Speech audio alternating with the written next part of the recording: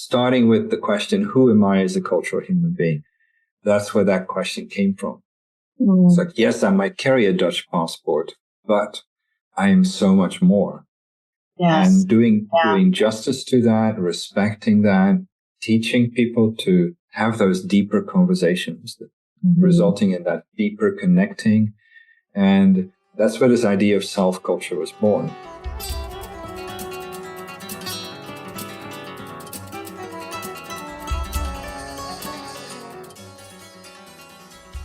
Welcome to the Unlocking Cultural Agility podcast, where we hear from some of the most advanced intercultural practitioners from around the world to help you become more culturally agile in today's complex environments.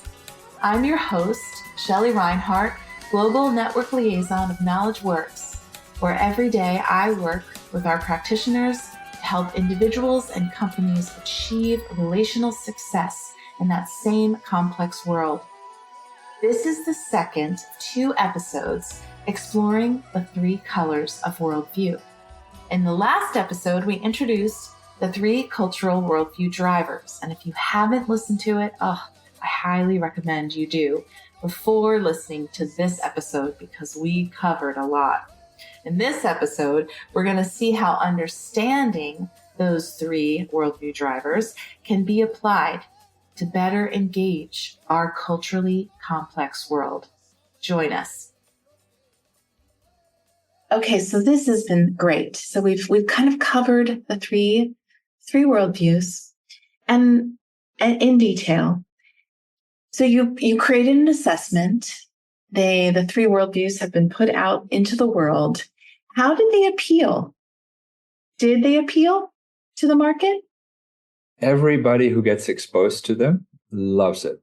But we still, I would say, from a sales point of view, it's growing, but it's also a matter of you need to have a reference point so I was talking to one of our practitioners in South Africa about this, and he was also saying, the stuff that people in organizations understand is things like high-performing teams and leadership excellence and creating resonant cultures on teams. They understand all of that. And what we often need to do is connect to those frames of reference that already exist. And for instance, next week, I'm with a team in Bangkok, and we started with the request was we need a team that can navigate significant complexity across 9 countries in Asia with thousands and thousands of staff. And we want to create a leadership culture that is better equipped to do that. And initially, we started with a frame of reference they understood, which was the world of psychology. So we used a psychological angle to start that conversation. And the more we talked with 14 nationalities in the room, the more they started to say, yeah, but in my country or the way I was raised, it doesn't work that way. So now next week when we come together, we're going to open up the three colors of worldview. So sometimes if people have gone through the pain, so to speak, it's an easy sell. They will say, oh man, I get it.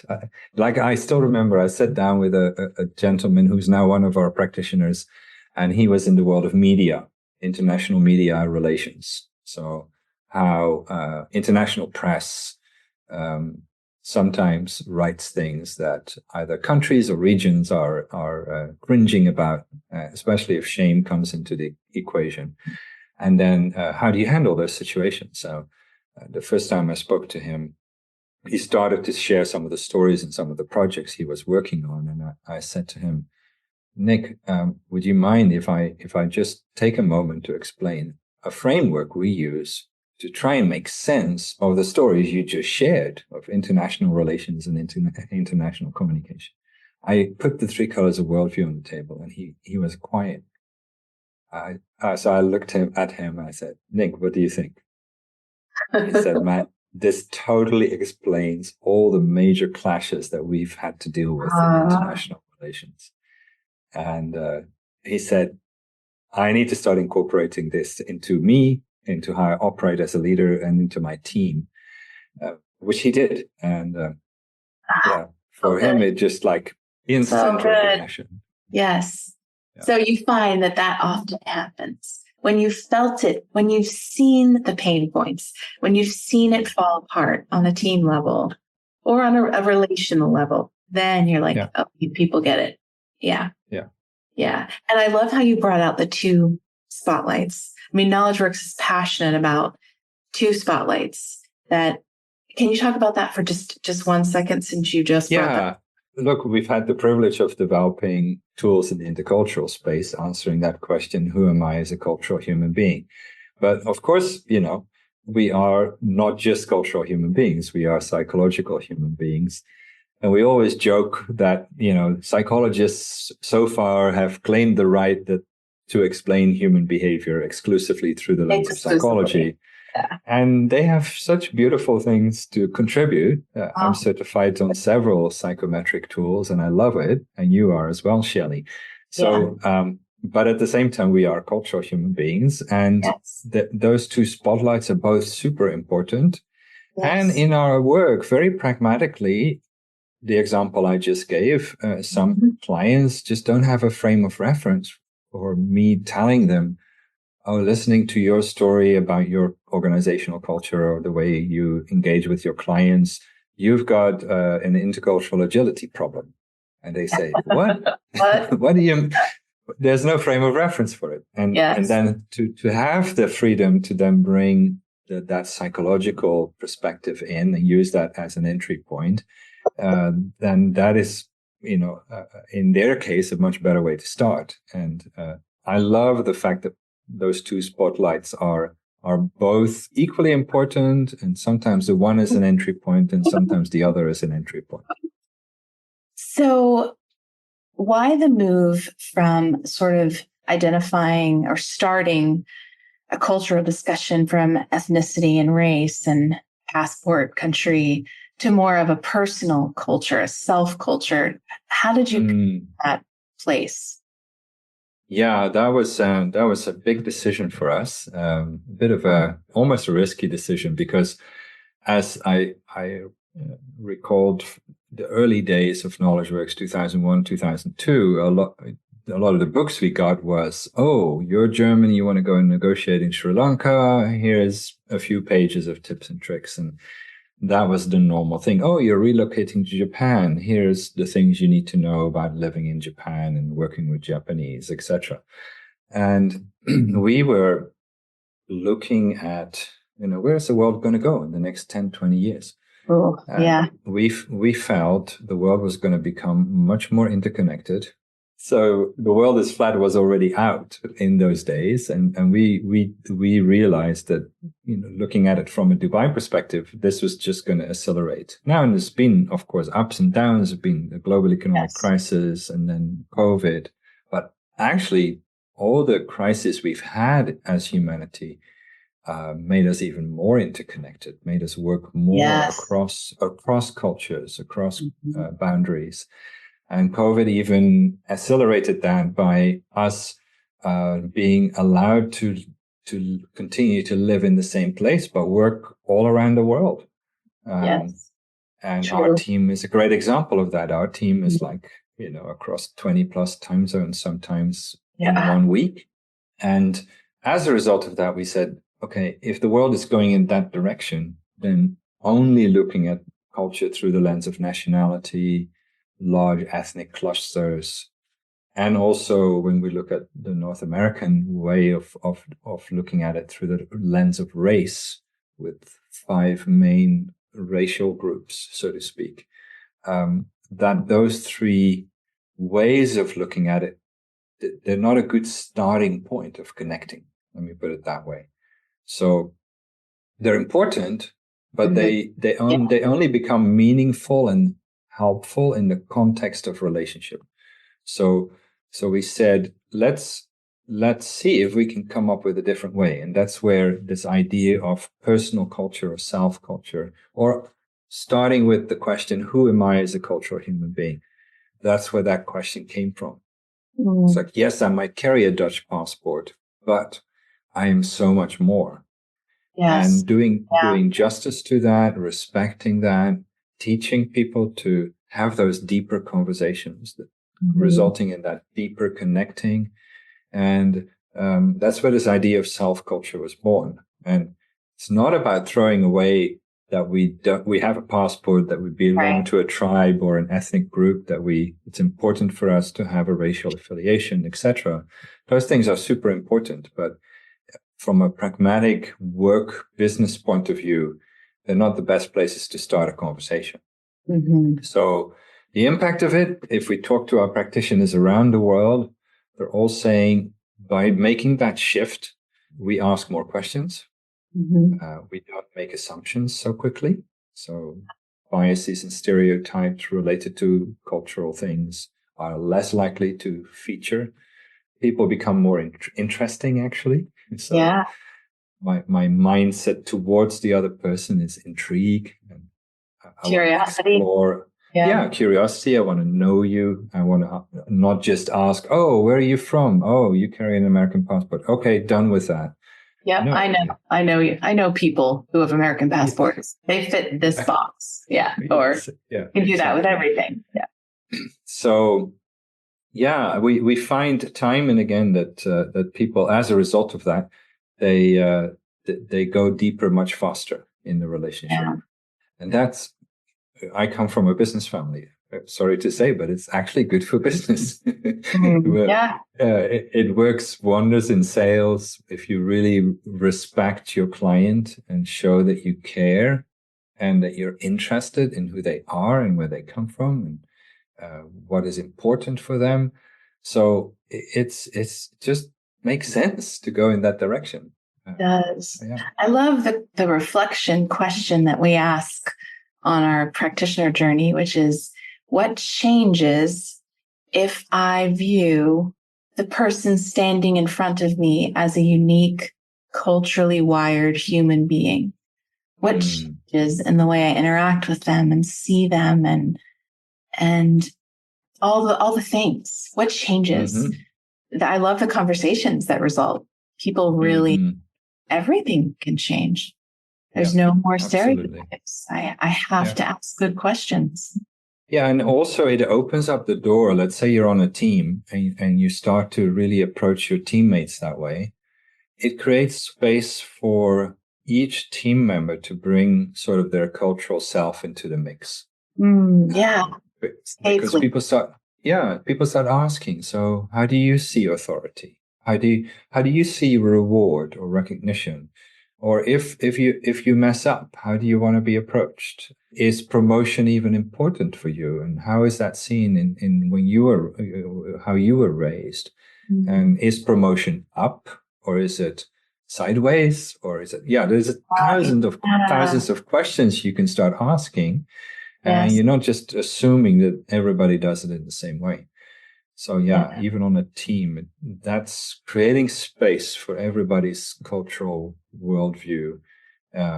It really opens up a door for very rich conversation and culture creation. And that's ultimately what we're after. Culture creation. Yes.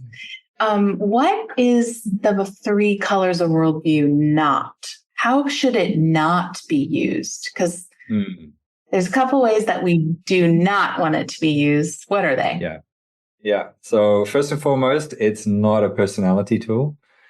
So it will change. So it's more a sociometric tool or a cultural metric tool, although that's not a word in Oxford or Webster dictionaries yet.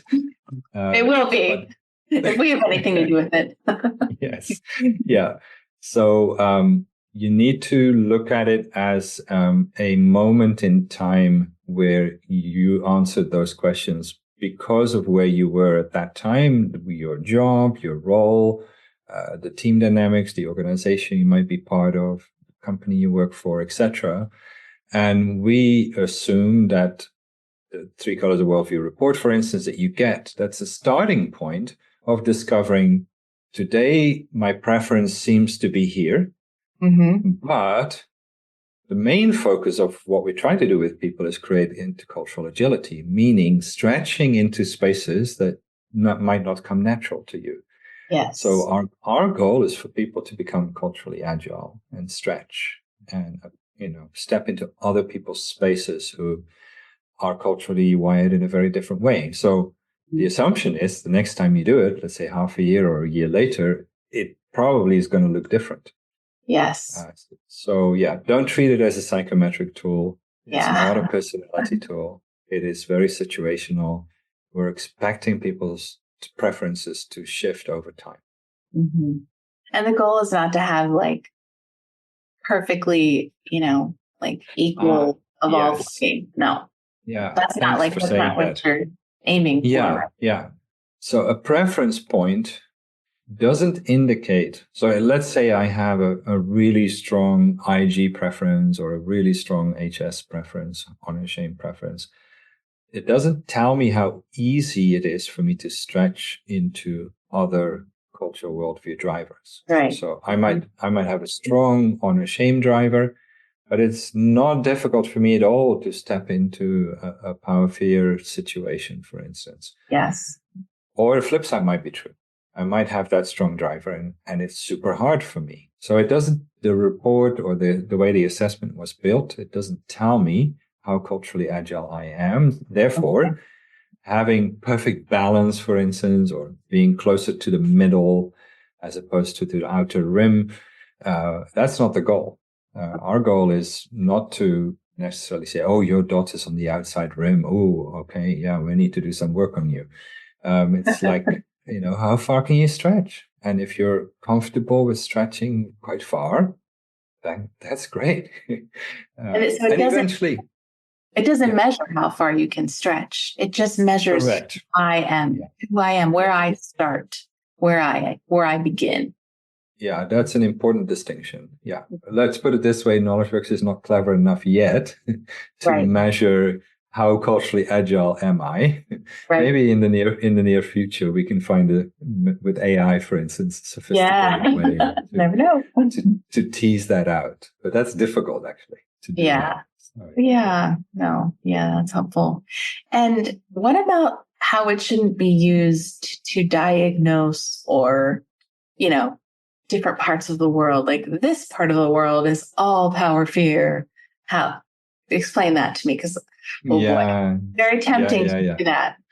We have tens of thousands of profiles on our database, and we could potentially do that. Yes. So we purposely decided to not do that because our goal is not to paint the world with the three colors of worldview.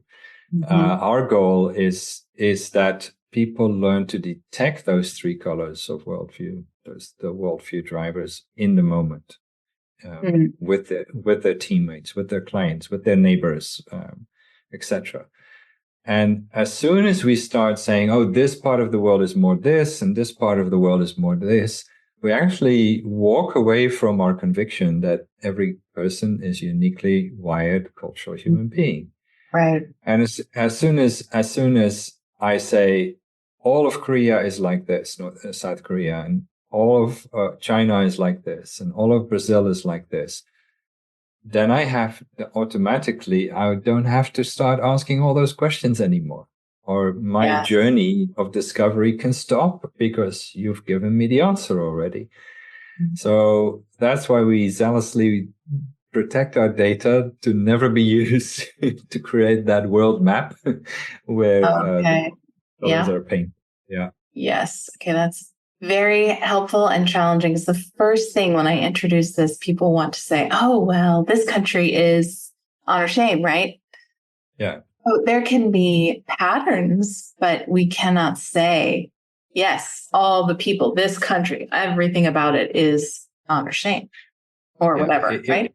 If it stops me from exploring, being curious, being a cultural learner with the person in front of me, then we are doing ourselves a disfavor. Yes. Then we're actually not developing intercultural agility anymore. Yes. And it's very tempting, like you said, because it's the easy way out. We all love the easy way out. Yep. Yeah. Shortcuts in the brain. Yeah. But we want to go do the hard work because we know how incredibly enriching it is. Yeah. That's good.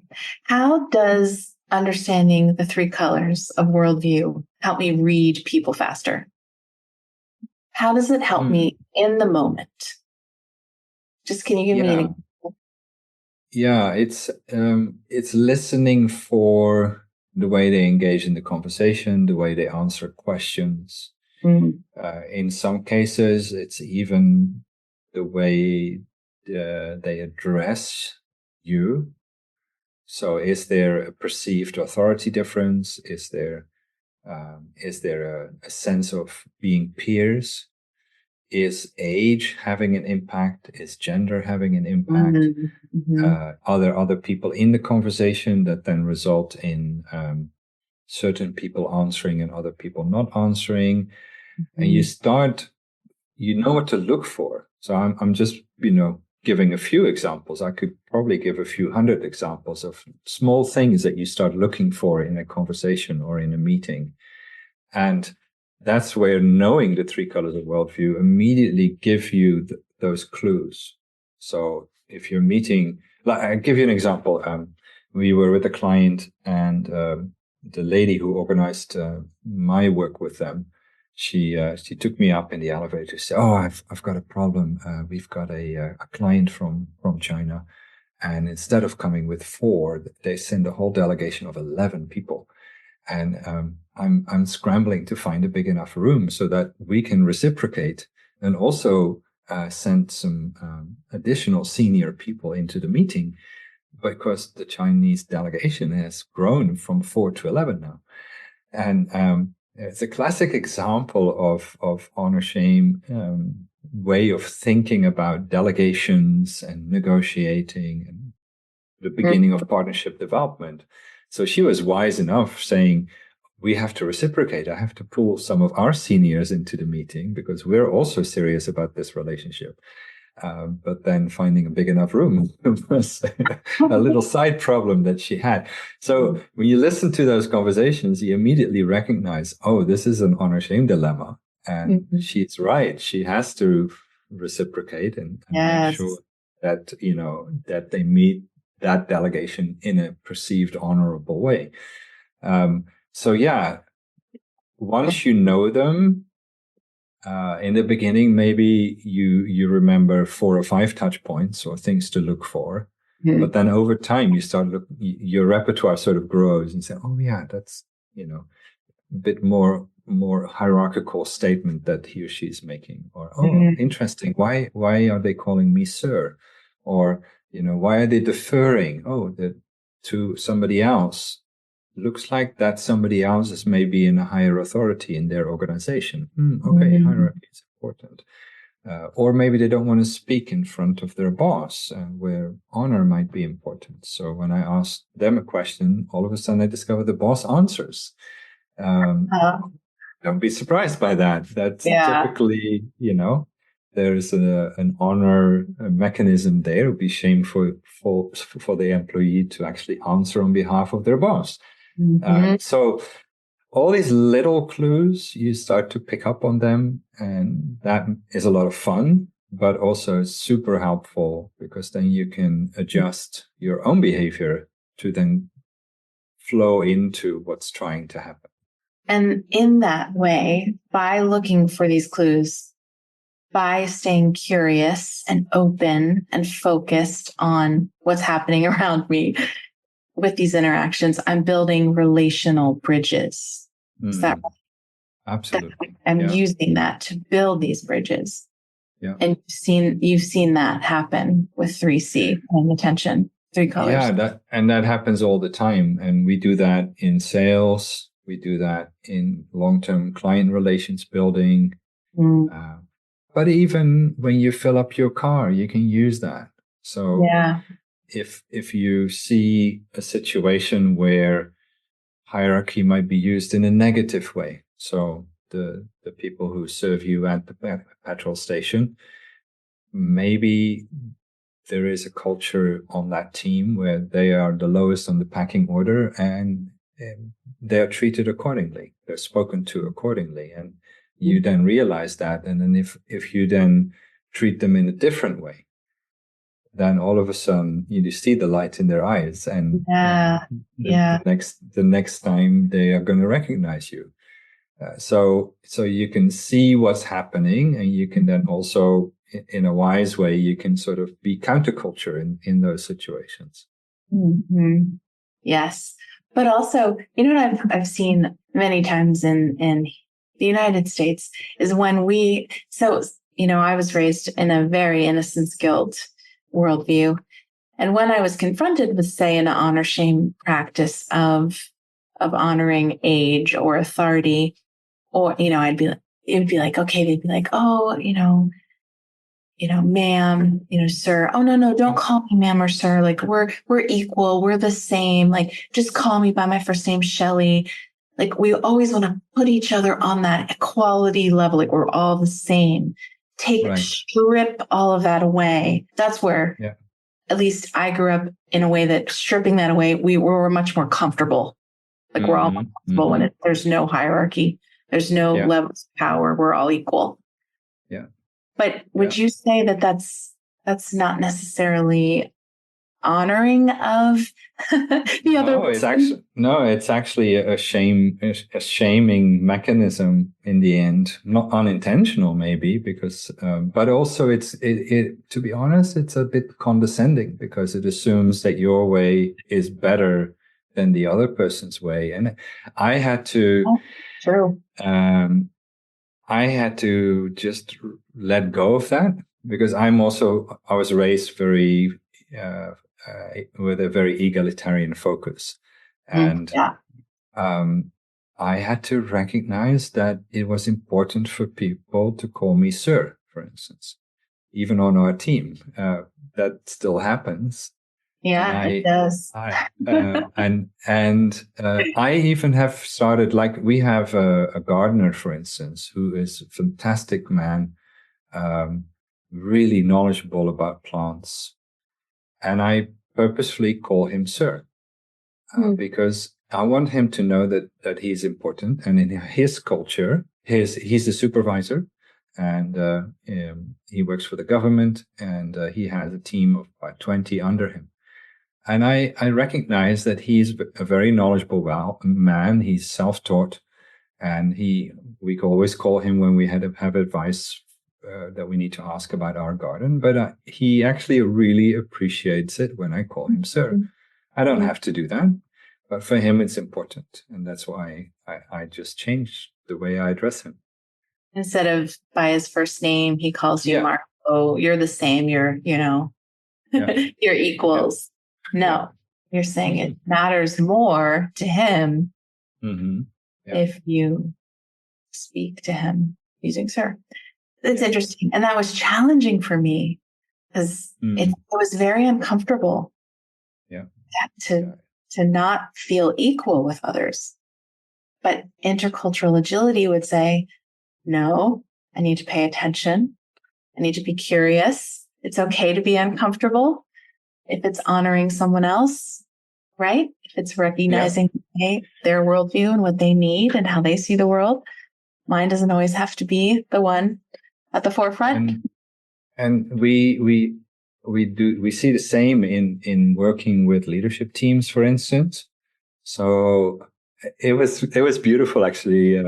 2 weeks ago, I was in Germany, and it was a classical.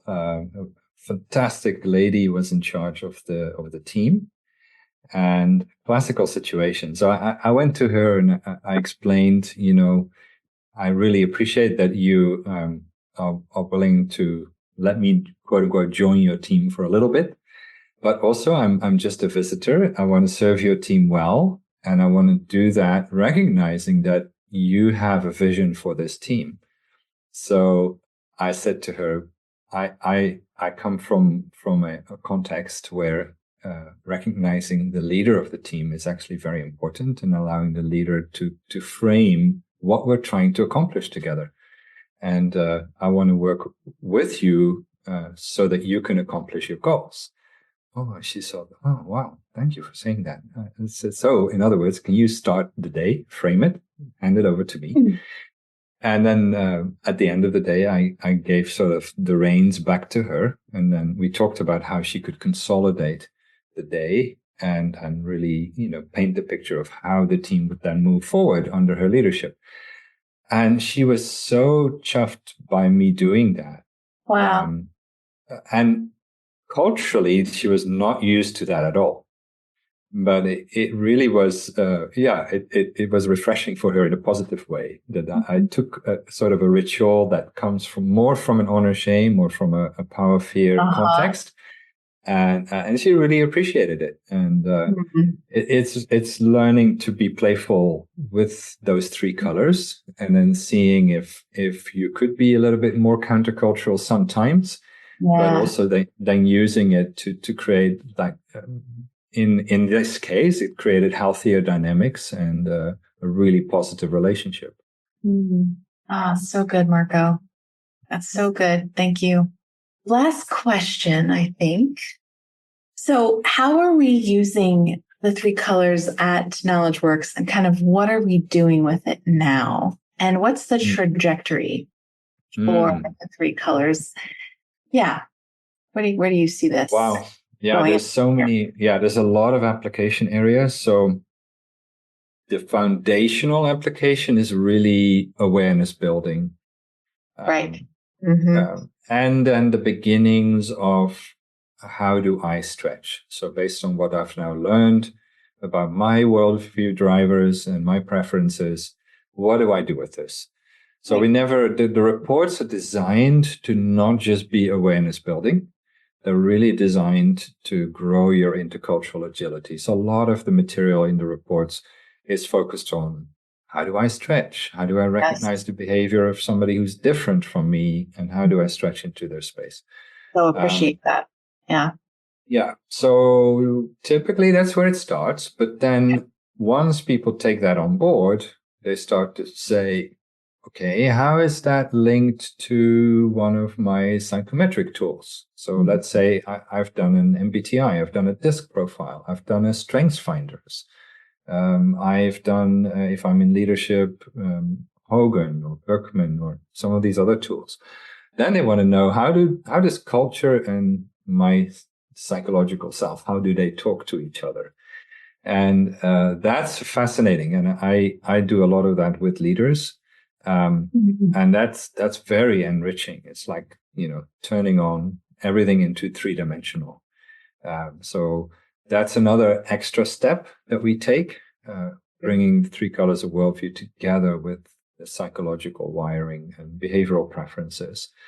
And the other way that then we use the tool is a number of application areas. So I sort of alluded to it earlier on. It's beautiful to use in sales.